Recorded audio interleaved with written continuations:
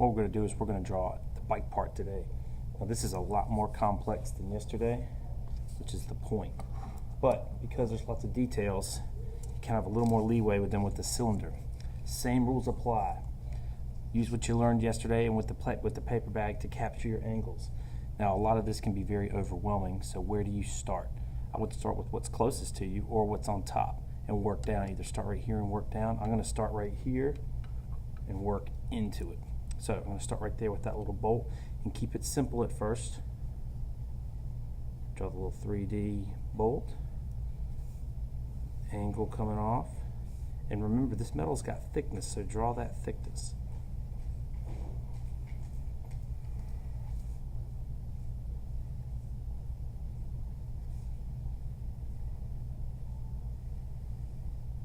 And there's thickness in there. Now the other thing you're going to want to do is add shadows to everything. And so add those as you get to them. I would rough in the basic shapes of it first. There's that. Now this wheel can be very intimidating, but I'm not going to let it get me. Draw the, oh, is that an ellipse from yesterday? I believe it is. And then make it teeth. Make it 3D.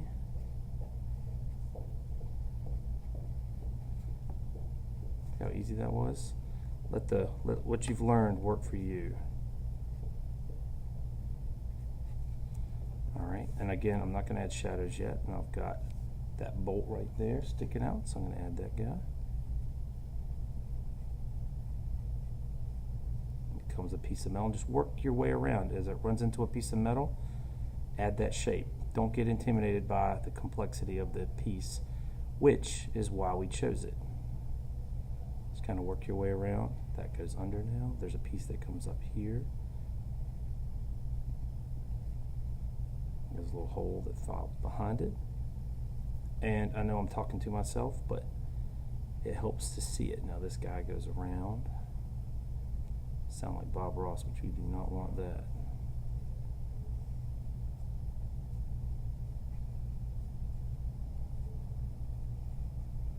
Kind of use what we learned from contour and blind contour to get this.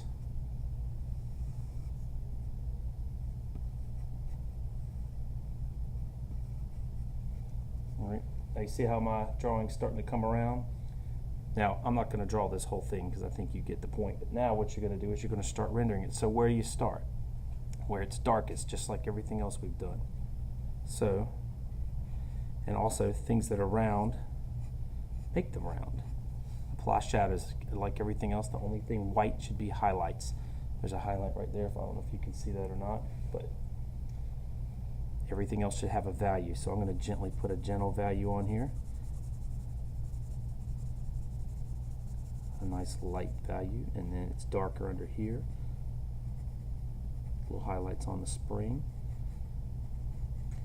Now, a lot of you have been learning that darker is the key, so push your darks and don't be scared to do it. It makes everything look realistic and it pops it. You can see it from great distances. Now I'm just applying just a general value to everything. I'm going to fade that out and then bring it back so it kind of looks like a shine.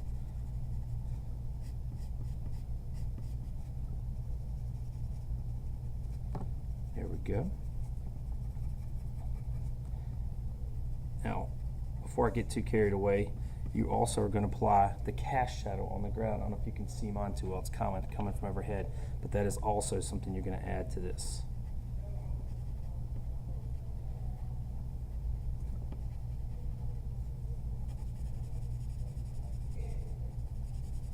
So I did two different values there so you could see the shadow. I've got dark right here. I've got the medium right there.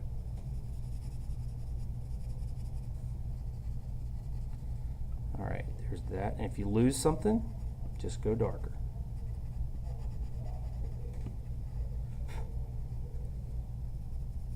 Now, this is also shiny metal, so wherever there's a shine, kind of leave a little streak here and there, and it makes it look like metal. Fade your edges so it doesn't look like a cartoon. We've talked about that. And just get picky with it.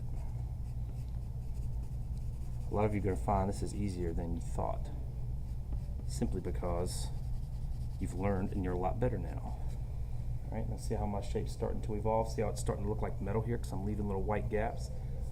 Totally looks like metal. Now, cast shadows. Do those very gently. So here's one right here. See it's right under the thing, under the shape, under the cog or whatever that is. Try and keep it really light and all in the same direction, and try and do it without outlining it first. And if you get in the habit of rendering in little circles instead of back and forth, you'll have a lot better, smoother shadows. They won't look as liney or streaky. So I'm kind of going in circles right there.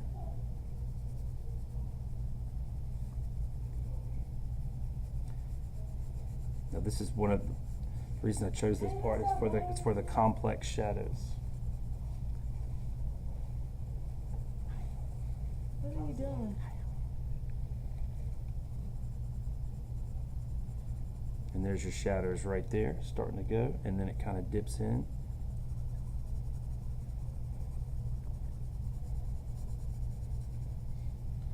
And just carry on until you have finished the whole thing.